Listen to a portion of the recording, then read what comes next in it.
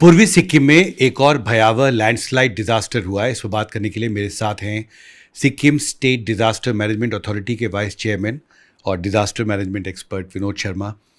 पहला सवाल ये है कि इससे पहले भी हमने इस सीज़न में देखा है, मानसून सीज़न में कई इलाकों में बहुत भयावह बाढ़ आई थी, बहुत बड़े संख्या में आपको टूरिस्ट और दूसरे लोगों को इवैक्यूएट करना पड़ा था। अब पहले वायनाड में भी हमने एक लैंडस्लाइड डिजास्टर देखा है और 3 हफ्ते बाद एक बार फिर से सिक्किम में। क्या खतरा बड़ा हो रहा है सिक्किम में? देखिए, ये तो आपने बिल्कुल ठीक कहा कि सिक्किम जो है वो प्राकृतिक आपदाओं से प्रभावित होता ही रहता है। इसकी हमारा वनरेबिलिटी जो है और स्टेट्स के मुकाबले पे जैसे और हिमालयन स्टेट्स की है, उसी तरह से सिक्किम भी इसमें लैंडस्लाइड, अवलांचेस, अब तो फॉरेस्ट फायर भी बहुत होने लगी है। ग्लोफ लास्ट ईयर आपने देखा ही है, 4 अक्टूबर 2023 को जो है ग्लोफ से हम लोग प्रभावित हुए। ग्लेशियर लेक आउटबर्स्ट जो था, तो सिक्किम जो है वो बहुत वनरेबल स्टेट है। और ये भी आप जानते हैं कि पूरी हिमालय के अंदर ये जो प्राकृतिक आपदाएं हैं उनकी फ्रीक्वेंसी बढ़ रही है। उसके बहुत सारे कारण हैं। हालांकि सिक्किम में तो हम लोग बहुत पूर्व तैयारी करके रखते हैं। हमें मालूम है कि लैंडस्लाइड प्रोन एरिया है। हमको मालूम है कि भाई कौन कौन सी एरिया हैं जहाँ पे ज़्यादा लैंडस्लाइड की संभावना है। अभी आपको शायद पता भी होगा कि मंगन में हम लोगों ने एक लैंडस्लाइड मिटिगेशन का एक प्रोजेक्ट हम लोग कर रहे हैं। अदरवाइज़ तो एक बहुत बड़ी लैंडस्लाइड की संभावना थी। ये जिस लैंडस्लाइड की हम बात कर रहे हैं, ये देखिए, एक तो बारिश इतनी ज़्यादा हो रही है अब की बार जो है, और सालों के मुकाबले पे पूरे देश का भी अगर एवरेज लें तो 5% से ज़्यादा रेनफॉल अभी तक हो चुका है। और सिक्किम में तो वैसे भी 300 से ऊपर सेंटीमीटर रेनफॉल होता है। और ये तो एक तरह से रेनफॉल नहीं है, बल्कि मैं तो कहता हूँ ये क्लाउड बस्ट टाइप की स्टेज है। तो इसमें हम तो ये कहते हैं कि हमारे यहाँ 50% से ज़्यादा फॉरेस्ट कवर है, और स्टेट्स में तो इतना फॉरेस्ट कवर नहीं है जितना कि सिक्किम में है। लेकिन फिर भी लैंडस्लाइड जो है वो उनकी फ्रीक्वेंसी बहुत ज़्यादा है। टूरिज्म भी इससे अफेक्ट होता है, सारी चीज़ अफेक्ट होती है। एक चीज़ हमारे यहाँ जो अलग है जो और स्टेट से, कि एक तो हम लोग मॉक ड्रिल बहुत करते हैं हर साल जो है, एक तरह से डिस्ट्रिक्ट लेवल पे भी, स्टेट लेवल पे भी। तो उसमें लोगों को पता रहता है कि हमें क्या करना है। तो ये एक बहुत बड़ी चीज़ है। और उससे फ़ायदा ये होता है कि जो मृत्यु है वो उतनी नहीं होती जितनी की हो सकती है। पर इस डिजास्टर की अगर हम बात करें, जो ये घटना कल हुई है, आपकी एनडीए में के अधिकारियों के साथ बैठक भी हुई है, क्या चर्चा हुई, क्या कोई आकलन हो पाया है कि किस परिस्थिति में ये हादसा हुआ है? नहीं, देखिए, परिस्थिति लैंडस्लाइड का तो यही है कि उसकी वनरेबिलिटी तो हमको पता रहती है। अभी बहुत सारी हम लोग जो साइंटिफिक वर्क है वो भी कर रहे हैं। कुछ जगह पे हमने जो है वो सेंसर्स वगैरह लगाए हैं ताकि पता लग जाए पहले से पूर्वानुमान इसका। लेकिन हम भी पूरा उस तरह का इंफ्रास्ट्रक्चर हमारे पास नहीं है कि हर स्लोप पे, हर जगह हम मालूम कर सकें कि कौन से स्लोप पे जो है लैंडस्लाइड होने जा रही है। लेकिन जहाँ पे ज़्यादा बसासत है उन जगह पे हम लोग ये कोशिश करते हैं कि वो पूरा पूर्वानुमान जैसे ही होता है तो उनको हम खबर करते हैं। और अभी तो जैसे डॉपलर रडार और जितनी सुविधाएं आईएमडी के पास हैं, और वहाँ पे आईएमडी के 2 स्टेशंस भी हैं, तो उससे हमें काफ़ी फ़र्क पड़ा है। तो पूर्वाभास भी होता है, पूर्वानुमान भी हमारे काफ़ी कुछ ठीक रहते हैं। लेकिन ये बिल्कुल सडन थी और इससे बहुत नुकसान हुआ है, इसमें कोई दो राय नहीं। एनटीपीसी का जो पूरा तीस्ता प्रोजेक्ट, तीस्ता 5 का जो एक बिल्डिंग है वो डैमेज हुई है, और 6 के करीब जो हमारे जो घर थे लोगों के वो डैमेज हुए हैं। और वही जैसे मैं आपसे बताया कि ये अच्छी बात है कि लोग बाग जो हैं वो कोऑपरेट करते हैं स्टेट के साथ। जो हमारा समन्वय है, जो जिसे हम पब्लिक पार्टिसिपेशन कहते हैं, वो सिक्किम में बहुत अभूतपूर्व है। वो अलग है और स्टेट के मुकाबले पे। वो हम लोगों को और जैसे अभी भी हम रिलीफ कैंप्स वगैरह हमने शुरू कर दी हैं, तो वो सब उसमें आ जाएंगे। और जब तक कि उनका पूरा पुनर्वास और उसकी बात नहीं होती तो उनको वहाँ पे रखेंगे। कितने लोगों को अभी तक आपने रिलीफ कैंप में शिफ्ट किया है? देखिए पूरा डेटा तो अभी ये आ रहा तो है, कितने परिवार होंगे? लेकिन वो 6 परिवार तो मतलब हैं ही, और कुछ मजदूर हैं जो कि तीस्ता पे जो, चूँकि अभी तो नुकसान हुआ ही था, और इसके बाद में ये दूसरी एक घटना हो गई है, तो कुछ मजदूर हैं, तो उनको भी हम लोग जो हैं उनको वहाँ पर शिफ्ट किया है और उनको रखा जा रहा है रिलीफ कैंप में। पर जान माल का कोई नुकसान जान का नुकसान नहीं है, माल का तो नुकसान, इकोनॉमिक लॉस तो देखिए बहुत होता है। इकोनॉमिक लॉस तो ये, अगर तीस्ता की बात करें तो अभी पता लगेगा कि कितना इसमें नुकसान हुआ। बिल्डिंग का एक हिस्सा तो पूरी तरह से एक हिस्सा पूरा दब गया है, तो वही चीज़ है कि पूरा उसका आकलन तो बाद में होता रहेगा, लेकिन हमारी प्राथमिकता है कि कोई मृत्यु ना हो। हम लोग जीरो कैजुअलिटी पे काम करते हैं, और सिक्किम आप जानते हैं कि काफ़ी कुछ प्रिपेयर्ड स्टेट मानी जाती है, और उसका राज्य स्तर पर भी और कम्युनिटी में भी एक अवेयरनेस जो होनी चाहिए वो हम देने की कोशिश करते हैं। आप डिज़ास्टर को अच्छी तरह समझते हैं। एक सवाल के जवाब में जो केंद्रीय साइंस एंड टेक्नोलॉजी मंत्री हैं जितेंद्र सिंह, उन्होंने कहा कि 31 जुलाई को ही संसद में जो जवाब दिया लोकसभा में, उसमें उन्होंने कहा कि 592 के आसपास लैंडस्लाइड की घटनाएं उत्तर पूर्व के राज्यों में हुई हैं। आपने कहा सिक्किम सबसे ज़्यादा संवेदनशील है, तो क्या ये जो फ्रीक्वेंसी है, इंटेंसिटी है, स्केल है डिज़ास्टर इंसिडेंट्स की सिक्किम में विशेषकर, उसमें क्या कोई बढ़ोतरी का भी ट्रेंड दिखता है? देखिए बिल्कुल, मैं तो ये कहता हूँ कि पूरे हिमालयन स्टेट्स में, कल ही मैं पढ़ रहा था कि हिमाचल प्रदेश में अभूतपूर्व जो जितने क्लाउड बस्ट आज तक नहीं हुए वो हुए हैं इसी दौरान में। तो इसी प्रकार से हम सिक्किम में भी देखते हैं कि जो बारिश है, हम तो मीटियोलॉजी वालों से बात कर रहे थे, वो कह रहे थे बूंद का जो साइज़ है वो बड़ा हो गया है। तो बताइए, मतलब इसका मतलब ये हुआ कि जो इम्पैक्ट है रेन का वो बढ़ रहा है, और ये क्लाइमेट चेंज से बिल्कुल रिलेटेड है, इसमें कोई रिसर्च की आवश्यकता नहीं है।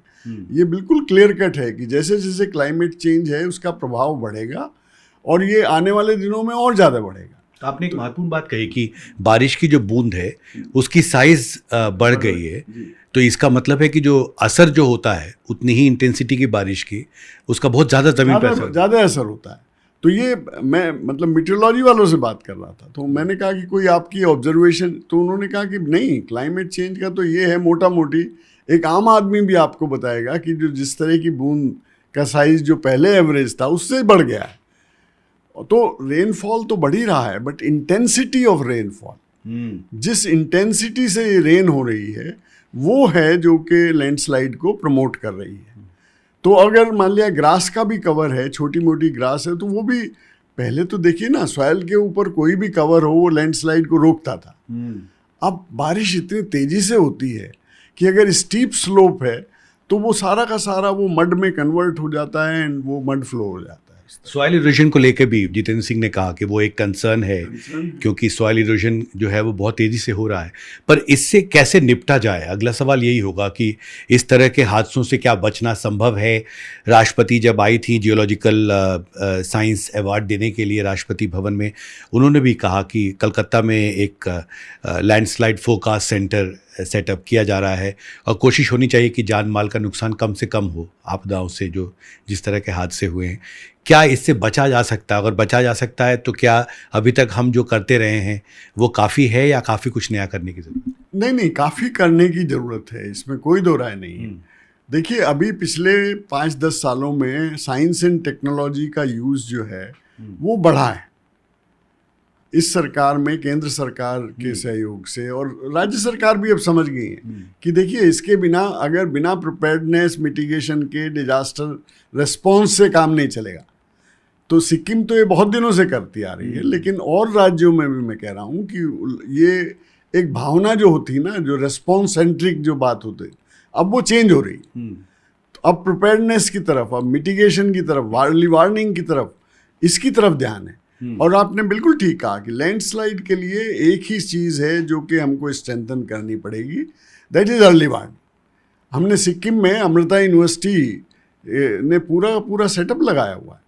चांदमारी हमारे यहाँ जगह है, आपने देखा होगा कि चांदमारी में जो है हम लोगों ने उनका सेंसर्स लगाए हैं, तो जैसा भी अगर सॉइल में मूवमेंट होती है, जिस तरह से सॉइल मॉइस्चर बढ़ती है, तो वो डिफरेंट पैरामीटर्स को ऑब्जर्व करते हैं और हमसे भी शेयर करते हैं।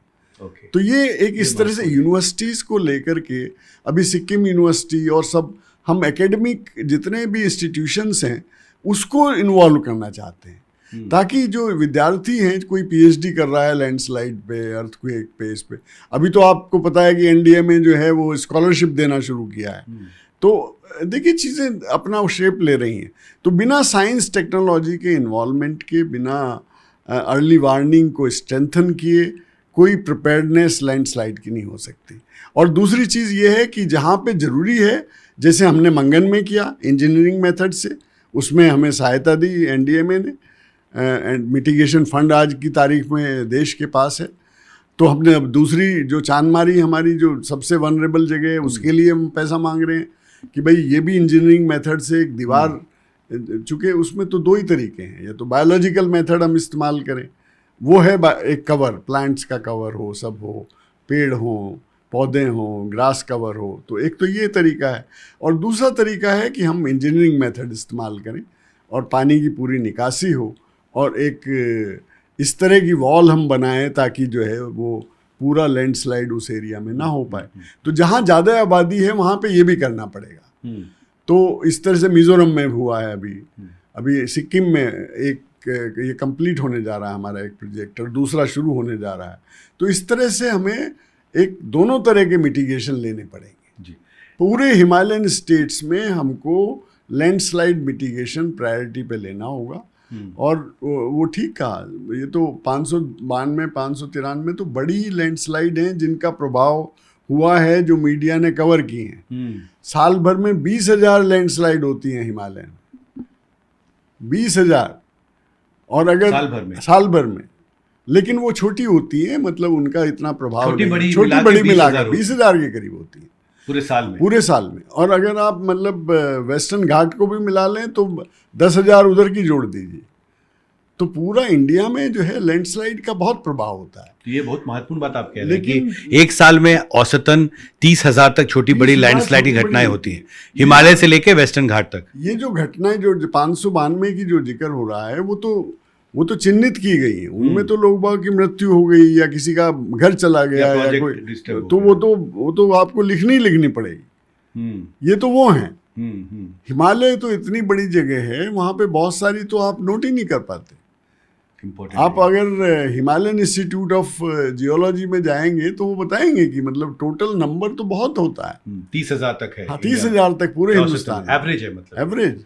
आखिरी 2 सवाल आपसे। एक नया डिजास्टर मैनेजमेंट अमेंडमेंट बिल संसद में पेश किया गया है, उसमें 2 महत्वपूर्ण बातें हैं। एक कि एनडीएमए और एसडीएमए तो है ही, पर हर राज्य अपनी राजधानी में और जिन शहरों में म्यूनिसिपल अथॉरिटीज़ हैं, एक urban disaster management authority setup करे। ये एक प्रस्ताव सरकार ने रखा है उसमें।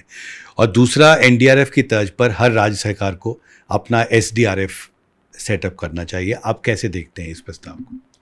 ये देखिए, ये मेरा अपना एक व्यू है, ये सिक्किम सरकार का या किसी का नहीं है। मैं चूँकि इस एरिया में 30 साल से काम कर रहा हूँ, मेरा विचार ये है कि प्राधिकरण बनाना बहुत अच्छी बात है।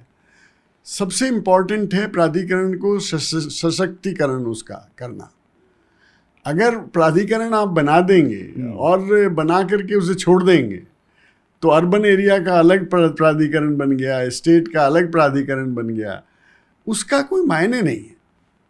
मैं अभी देखता हूँ आपको डिजास्टर मैनेजमेंट अथॉरिटीज़, आप देखिए कितनी जो हैं वो फंक्शनल हैं, कितनी स्टेट में फंक्शनल है, आप बताइए।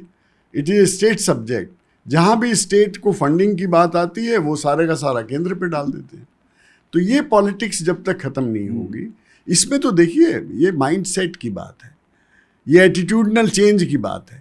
जब तक के स्टेट्स का ये एटीट्यूड नहीं होगा कि हम डिजास्टर रिस्क में हमको इन्वेस्ट करना है, तो चाहे वो किसी की भी सरकार हो, चाहे वो कोई सा भी राज्य हो, उसमें कुछ नहीं कर सकते आप। कितने प्राधिकरण बना दीजिए।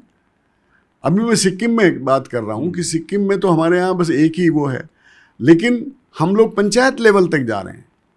गैंगटॉक का आपको यकीन नहीं आएगा कि गैंगटॉक के मेयर, वहाँ के डिप्टी मेयर, जितने वो संवेदनशील हैं इसके लिए। हमारे यहाँ पूरा गैंगटॉक का GIS बेस्ड पूरा सर्वे है, कौन सा एरिया लैंडस्लाइड प्रोन है, कहाँ सबमर्जेंस हो रहा है, कौन सी सड़क नीचे धंस रही है।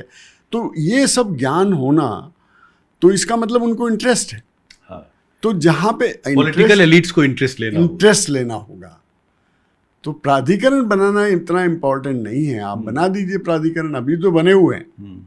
अभी तो हर स्टेट में स्टेट डिजास्टर मैनेजमेंट अथॉरिटी है। कितनी चल रही हैं आप बताइए, कितनी चल रही हैं? एक आखिरी सवाल था, सेंट्रल वाटर कमीशन के जो चेयरमैन हैं उन्होंने NDTV से कहा कि हमने तय किया है कि करीब 2500 ग्लेशियर्स की मॉनिटरिंग की जाएगी। आपको लगता है कि ये ग्लोफ्ट के कॉन्टेक्स्ट में कितना महत्वपूर्ण फैसला है सेंट्रल वाटर कमीशन? बहुत महत्वपूर्ण है, और ये तो देखिए पहले से ही हो रही है। इसरो तो हमको सारी इन्फॉर्मेशन दे रहा है। सिक्किम की मैं बात करूं तो हमें मालूम है कि 6 लेक्स हैं जिनमें कितना कितना वॉल्यूम हो गया है, कितने टाइम वो बढ़ गई हैं। तो कोई ऐसी बात नहीं है। और अब हम लोग इंटरेस्ट ले रहे हैं, तो हमारे यहाँ साइंस एंड टेक्नोलॉजी डिपार्टमेंट, आप जाइए, they will give you full information. हमारे पास हर लेक का रिकॉर्ड है, हमारे पास हर लेक। तो वो ऐसा नहीं है, स्टेट जो एक्टिव हैं वो तो इसरो से भी ले रही हैं। अब सेंट्रल वाटर है वो भी उसमें, तो हम तो चाहते यही हैं, जो प्रधानमंत्री भी यही चाहते हैं कि भाई ये जितने भी ऑर्गेनाइज, जितने स्टेक होल्डर्स हैं वो सारे मिलके काम करें। तो ये कोऑर्डिनेशन, अब देखिए प्रधानमंत्री गति शक्ति क्यों सक्सेसफुल है, 13 मिनिस्ट्री मिलकर के काम करती हैं। डिजास्टर मैनेजमेंट में ऐसी 10 मिनिस्ट्री को एक साथ मिला दीजिए और उनके काम, ये अलग अलग अथॉरिटी बना दे। आप क्लाइमेट चेंज की अलग अथॉरिटी बनाओ, अर्बन उसके लिए अलग अथॉरिटी बनाओ, डिजास्टर मैनेजमेंट के लिए अलग, तो इसके तो ये तो मजाक हो जाएगा। ठीक। ये जो है मेरे ख्याल से सॉल्यूशन नहीं है, ये आप प्रॉब्लम ज़्यादा क्रिएट कर रहे हैं, इसका मतलब। हमसे बात, ये मेरा सोचना है, ये मेरा व्यक्तिगत सोचना है। सॉरी। हमसे बात करने के लिए आपका बहुत बहुत शुक्रिया। दिल्ली से मेरे कैमरा सहयोगी पंचानन के साथ हिमांशु शेखर, NDTV इंडिया।